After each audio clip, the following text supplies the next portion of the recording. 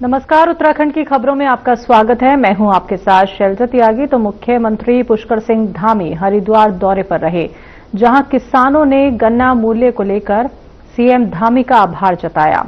इस दौरान मीडिया से बातचीत में उन्होंने कहा कि उनकी सरकार हमेशा किसानों के हितों की रक्षा करती रही है और ये भी कहा कि गन्ने के मूल्य में किसानों के हितों का विशेष ध्यान रखा गया है। भविष्य में भी किसानों के पक्ष में निर्णय लिए जाएंगे। और इसी के साथ ही सीएम धामी ने कुंभ 2027 को लेकर संतों द्वारा उठाए गए सवालों का जवाब देते हुए कहा कि इस बार कुंभ को दिव्य और भव्य बनाने का निर्णय लिया गया है, जिससे सभी संतों को जुड़ना चाहिए, क्योंकि 2021 का कुंभ कोविड के कारण प्रभावित हो गया था।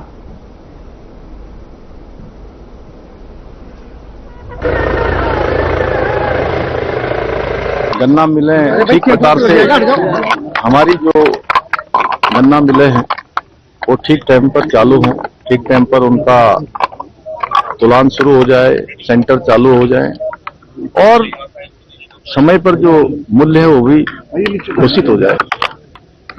हमने यहाँ के सभी किसान जो चाहते थे उसके अनुरूप गन्ने का मूल्य घोषित कर दिया है और हमारा आगे भी प्रयास रहेगा कि जो गन्ने की उपज में, गन्ने का जो उत्पादन है, गन्ने की खेती है, वो ठीक प्रकार से किसान बहुतायात में करे। उसके लिए सभी मिलों को भी हम जल्दी उनको भी हमने निर्देशित किया है कि आगे चलकर इनके भुगतान की व्यवस्था समय पर करें।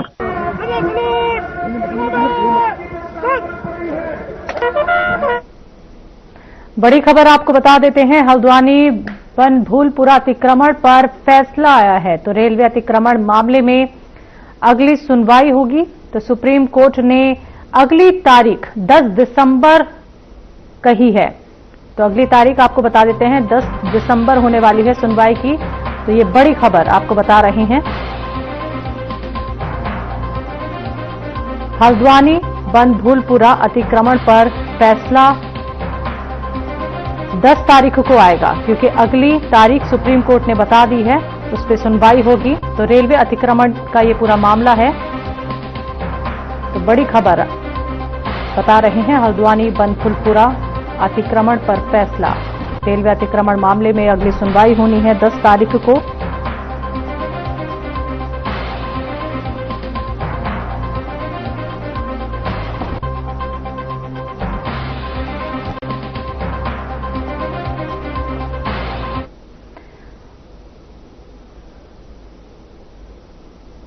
बात करते हैं अगली खबर की। कैबिनेट मंत्री गणेश जोशी ने कैंप कार्यालय में लोक निर्माण विभाग, सिंचाई विभाग और पुलिस प्रशासन के अधिकारियों के साथ बैठक की, जिसमें गढ़ी कैंट स्थित कैनाल रोड, टपकेश्वर मार्ग, डाकरा बाजार क्षेत्र में सड़क मार्ग के सुधारीकरण और चौड़ीकरण कार्य को लेकर समीक्षा बैठक हुई। साथ ही अधिकारियों को अतिक्रमण हटाने समेत जरूरी दिशा निर्देश भी दिए गए।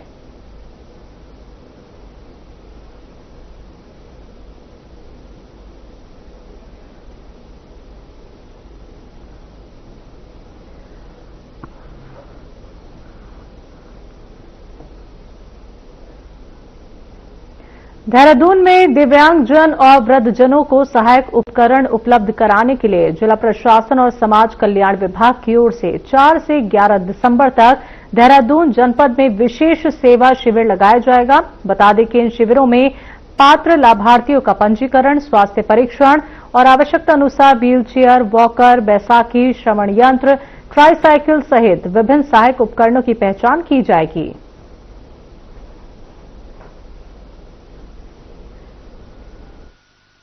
भारत सरकार की एडीबो वयोश्री योजना के अंतर्गत एडीबो योजना के अंदर दिव्यांगजनों को और वयोश्री योजना के अंदर वृद्धजनों को 60 वर्ष से अधिक जो वृद्ध हैं उनके लिए सहायक उपकरण, सिर्फ दांत की व्यवस्था नहीं है इसमें और चश्मे की नहीं है, उसके अतिरिक्त जितने भी सहायक हैं निःशुल्क प्रदान किए जाते हैं। भारत सरकार द्वारा बहुत ही अच्छा ये कर दिया है कि अब इसमें मासिक आय प्रमाण पत्र की जरूरत पड़ती थी पहले, जो राजस्व विभाग के द्वारा होता था।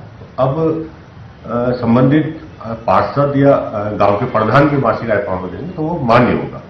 जनपद में 7 कैंप लगे हैं प्रत्येक विकासखंड में और 3 नगर पालिका क्षेत्र में, जिसमें विकासनगर और मसूरी और ऋषिकेश।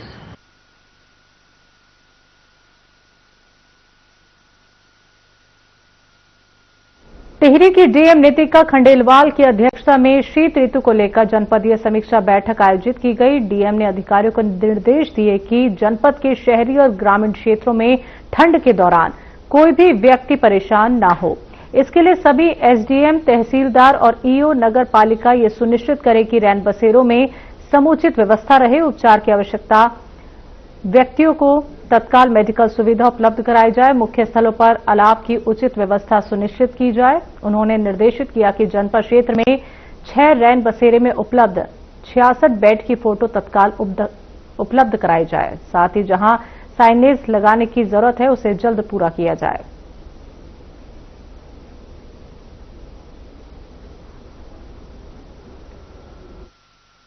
निवेदन की शीत ऋतु आ रही है और 2-3 चीजें इंपॉर्टेंट होती हैं। पहला तो ये कि जितने भी जिले में बर्फबारी वाले इलाके हैं जो इनएक्सेसिबल हो जाते हैं, वहां पे हम लोग की खाद्यान्न की व्यवस्था प्रॉपर हो, तो वो इंस्ट्रक्शंस दे दिए गए हैं कि 3 महीने का खाद्यान्न जो है वो लोकेशन पे पहुंच जाए। हमारे ऐसे 11 जगह हैं जहां पे हम लोग खाद्यान्न पहुंचाते हैं। उसके अलावा जो इनएक्सेसिबल एरियाज हैं वहां पे जब बहुत ज्यादा रोड ब्लॉक हो जाती है तो जेसीबी से हमारी जेसीबी तैनात रहे, रोड हमारी टाइम से खुल जाए। फिर उसके अलावा पाला बहुत पड़ता है कुछ जगह पे, धनौल्टी कानाताल पे, तो पाला के लिए भी ताकि लोग स्लिपरी ना हो तो समय समय पे चूना डाला जाता है। इसकी भी जिम्मेदारी जिला पंचायत की तय की गई है।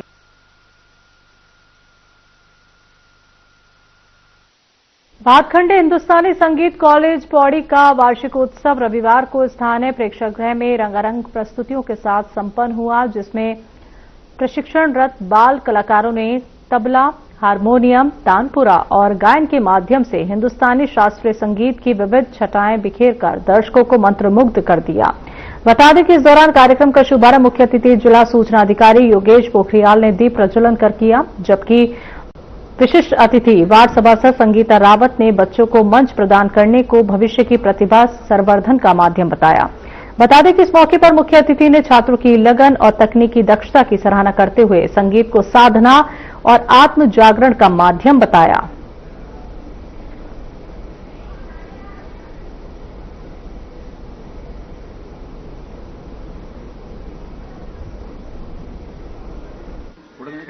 आप सभी लोगों का बहुत बहुत स्वागत और धन्यवाद।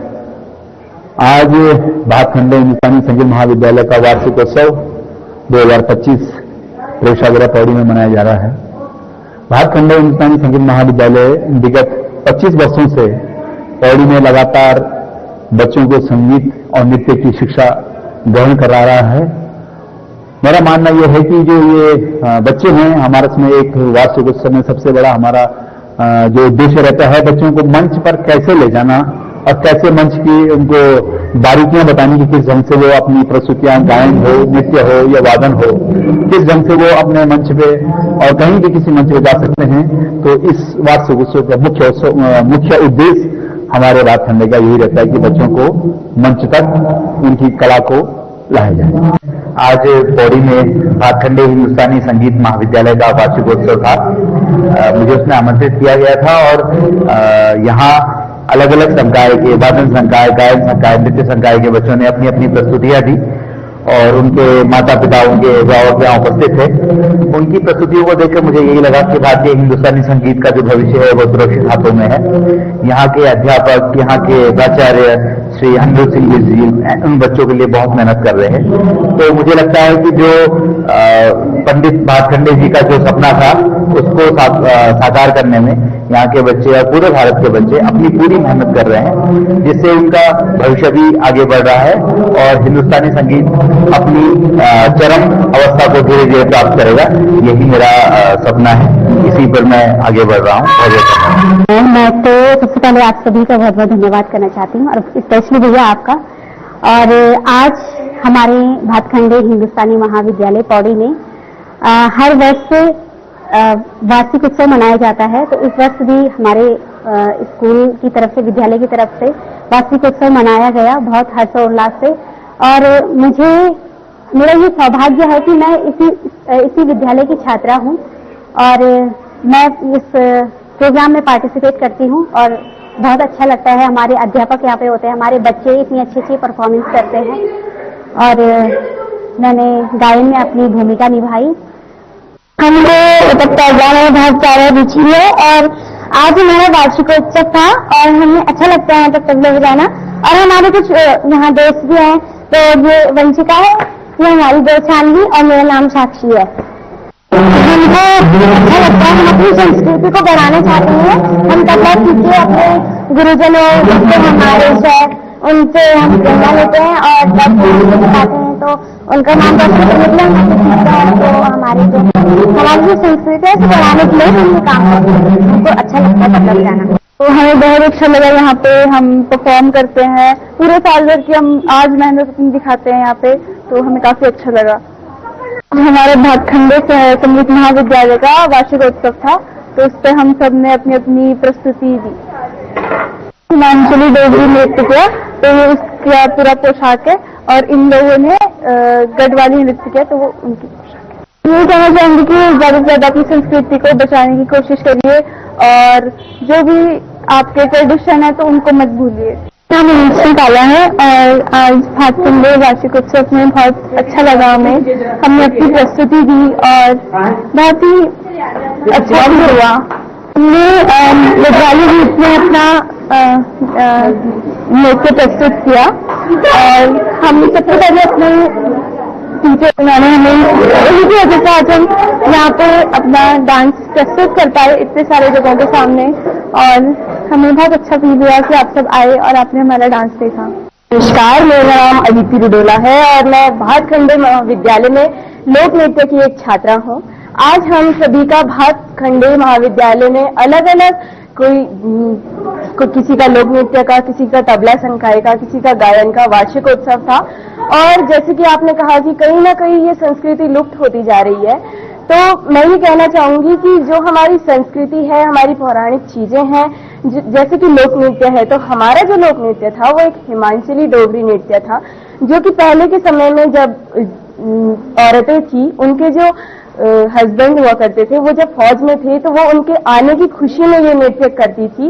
और ये सब चीजें लोगों को और प्रेरित करती हैं कि ताकि ये चीजें लुप्त ना होती जाए और आगे भी इन चीजों को बढ़ावा दिया जाए। नई दिल्ली में कांग्रेस अध्यक्ष मल्लिकार्जुन खड़गे, राहुल गांधी और केसी वेणुगोपाल ने उत्तराखंड कांग्रेस नेताओं के साथ महत्वपूर्ण बैठक की। और आपको बता दें कि 2027 विधानसभा चुनाव की रणनीति पर चर्चा हुई। पार्टी हाईकमान ने 14 दिसंबर को दिल्ली में होने वाली वोट चोर गद्दी छोड़ रैली की तैयारियों को लेकर भी दिशा निर्देश दिए। पूर्व मुख्यमंत्री हरीश रावत अस्वस्थता के कारण बैठक में शामिल नहीं हो पाए।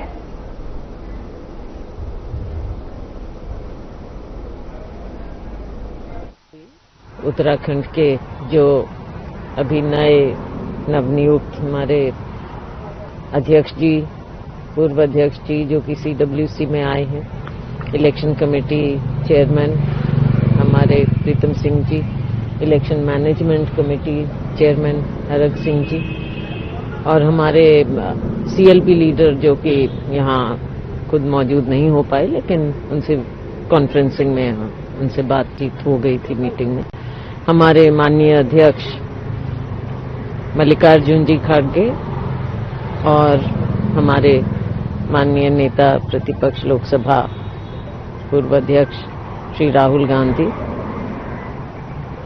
General secretary organisation Venugopal ji, और हम सब ने मिलकर, हमारे 2 सचिव और हमारे सप्पल जी मिलकर आज बातचीत की।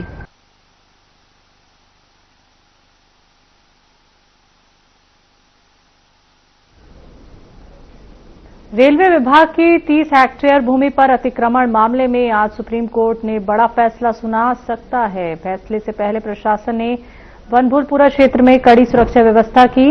पूरे इलाके को छावनी में बदल दिया गया था। जगह जगह भारी पुलिस बल और PAC तैनात है। कई मार्गों को डायवर्ट कर दिया गया है और 7 ड्रोन कैमरों से लगातार निगरानी की जा रही थी। पिछले 24 घंटे में पुलिस ने सख्त कार्रवाई करते 21 उपद्रवियों को भी गिरफ्तार किया है और 121 लोगों पर कार्रवाई की गई है। SSP ने स्पष्ट किया है कि दंगा भड़काने की किसी भी कोशिश पर सीधे जेल भेज दिया जाएगा। सोशल मीडिया गतिविधियों पर भी खास नजर रखी गई। गौरतलब है कि 2023 में नैनीताल हाईकोर्ट ने रेलवे भूमि से अतिक्रमण हटाने के आदेश दिए थे, जिसके विरोध के बाद मामला सुप्रीम कोर्ट पहुंचा। तो अब इस जमीन पर करीब 36,060 पक्के मकान और 5,000 से ज्यादा परिवार रहते हैं। तो आज कोर्ट का बड़ा फैसला आ गया है।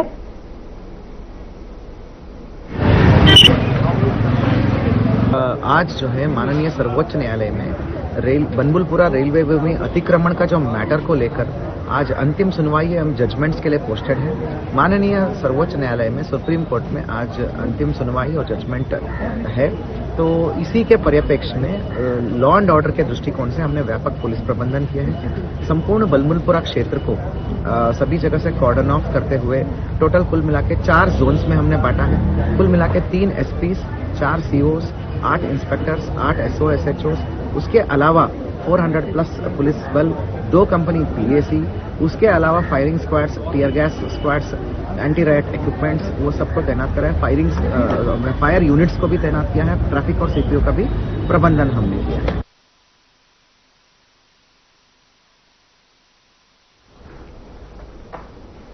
हल्द्वानी में आयोजित प्रेस वार्ता में बीजेपी किसान मोर्चा के प्रदेश अध्यक्ष महेंद्र सिंह नेगी ने गन्ना समर्थन मूल्य बढ़ाने के फैसले पर मुख्यमंत्री पुष्कर सिंह धामी का आभार जताया। उन्होंने कहा कि धामी सरकार किसानों के हित में ऐतिहासिक फैसले ले रही है। किसान मोर्चा किसानों की समस्याएं लगातार सुनकर उन्हें सरकार तक पहुंचा रहा है। साथ ही बताया कि जल्द ही किसान मोर्चे के जिले और मंडल स्तर पर नए संगठन का गठन किया जाएगा, जिसमें खेती से जुड़े कार्यकर्ताओं को प्राथमिकता दी जाएगी।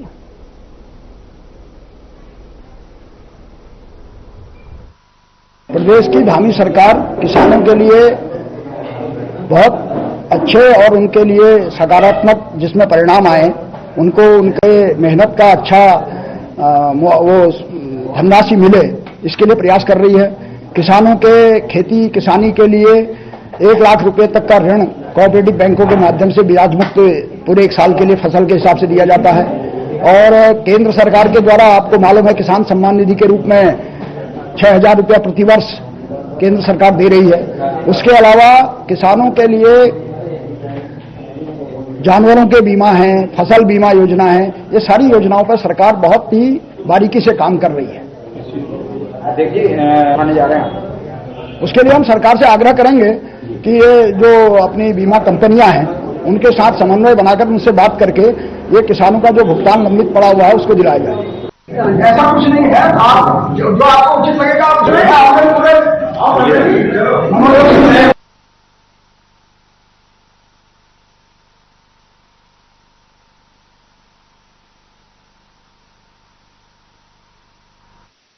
मानदेय बढ़ोतरी की मांग को लेकर हड़ताल पर बैठी आंगनबाड़ी कार्यकर्ताओं ने आज सचिवालय कूच किया। नारेबाजी करते हुए आगे बढ़ रही कार्यकर्ताओं को पुलिस ने सचिवालय के बाहर बैरिकेड लगाकर रोक दिया। प्रदेश अध्यक्ष सुशीला खत्री ने कहा कि 19 नवंबर से अनशन जारी है, लेकिन सरकार ने बातचीत नहीं की। उन्होंने 9,000 मानदेय को अपर्याप्त बताते हुए 800 रुपये प्रतिदिन मानदेय देने की मांग दोहराई।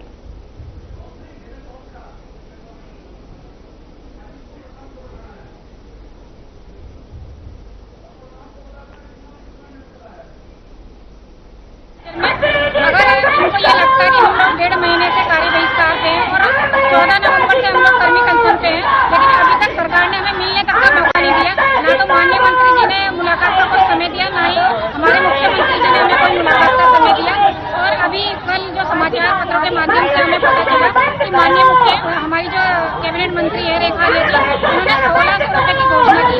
आप ये बताओ 9,300 मेरा घूमनी चल रहा है, उसमें 1600 रुपए का जोड़ो तो भी क्या मानने बैठ रहे हैं हमारे। मतलब एक किस्म से सरकार ना महिलाओं की तरह आप बेइज्जती कर रही है और इस मानदेय में घर परिवार चला पाएगा। आप ही सोचिए, जब तक हमारी कोई सरकार के नहीं आंदोलन समाप्त।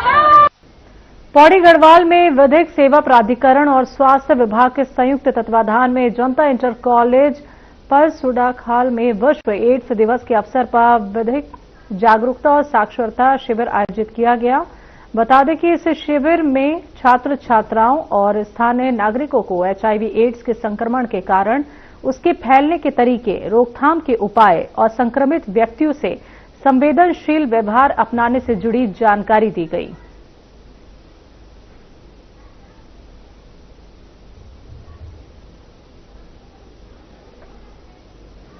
जनपद पौड़ी में एड्स डिस्ट्रिक्ट टीबी अफसर की जो डीटीसी क्लिनिक है हमारी, उसके द्वारा नियंत्रित किया जाता है। एड्स की भयावहता पिछले सालों में बहुत कम हुई है। हमारी एड्स कंट्रोल सोसाइटी जो डिस्ट्रिक्ट लेवल पे है उसको मैनेज करती है। 2022 से लेकर 25 तक के हमारे पास आंकड़े हैं, जिसमें लगातार एड्स के मरीजों में कमी आई है। एड्स के मरीजों की स्क्रीनिंग हमारे अस्पतालों में और एएनसी चेकिंग के दौरान, ब्लड ट्रांसफ्यूजन और ब्लड डोनेशन के दौरान, इन दोनों क्लिनिकल सिचुएशन में की जाती है।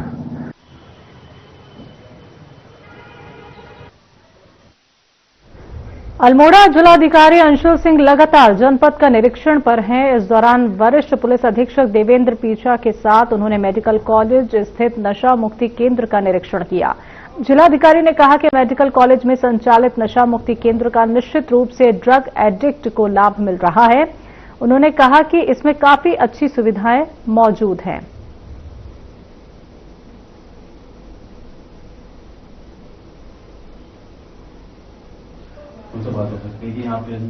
जैसे आप देख रहे हैं कि सरकार द्वारा ड्रग्स के विरोध मल्टी प्रोंग अप्रोच करी जा रही है, जिसमें रेगुलेशन भी है, रिफॉर्मेटिव भी अप्रोच करी जा रही है। तो उसके तहत हम लोग रिफॉर्मेटिव अप्रोच के तहत नशा मुक्ति केंद्र जो डिस्ट्रिक्ट मजिस्ट्रेट है एसएसपी, हम दोनों यहाँ आए थे। यहाँ देखा गया कि 26 पेशेंट्स हैं जिनको टेक केयर कर रही है यहाँ फैसिलिटी जो हमारी है, और as compare to other facilities जो हमने प्रीवियसली विजिट करी हैं, फैसिलिटी काफी अच्छी है। यहाँ लोग भी काफी मोटिवेटेड थे।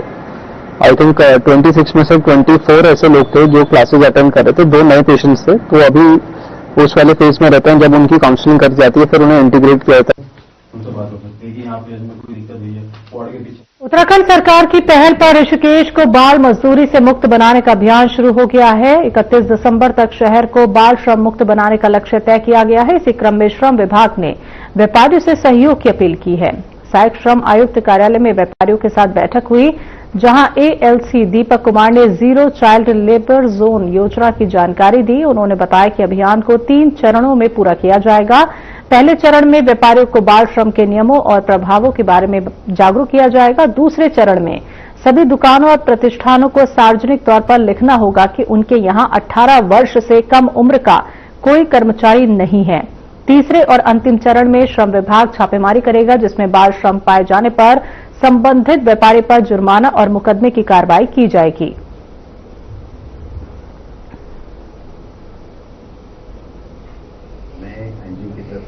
अधिनियम 1986 एवं संशोधित अधिनियम 2016 के अनुसार जो है समस्त क्षेत्र में हमें बाल श्रम के उन्मूलन के हेतु अभियान चलाया जा रहा है।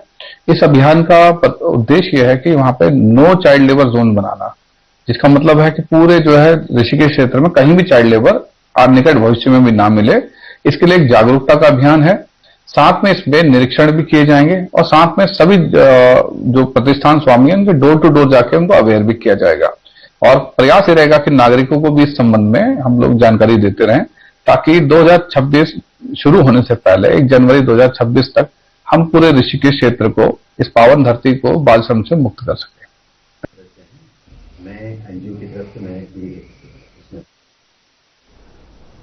उत्तराखंड की खबरों में अभी के लिए इतना ही। मुझे दीजिए इजाजत। नमस्कार।